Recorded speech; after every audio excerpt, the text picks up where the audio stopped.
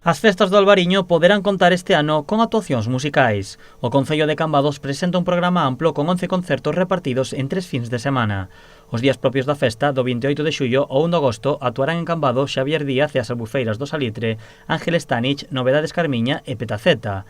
Unha oferta musical variada para todos os públicos. O día 30 actuará Petaceta, que é unha cantante de orixe canaria de música urbana que está a ter moito éxito tamén con máis de 21 millóns de visualizacións de algunhas das súas cancións en YouTube, e digamos que con ese concerto tamén tratamos de facer un guiño á xente máis nova de Cambados, que leva un ano e medio pois prácticamente sin poder sair e sin poder gozar da música, do seu estilo.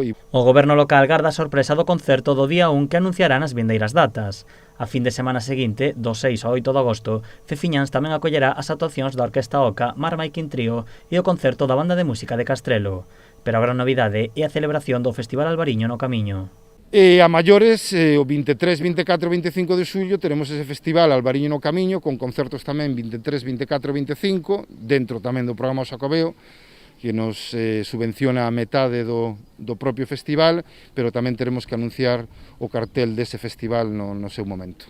Os concertos celebraránse todos en Ceciñáns para cumprir coas normas sanitarias. É necesario inscripción previa e a capacidade estará limitada ás 1000 persoas. Tendo en conta a situación actual, as actuacións adiantaránse ás 20:30 horas para favorecer o traballo da hostalería.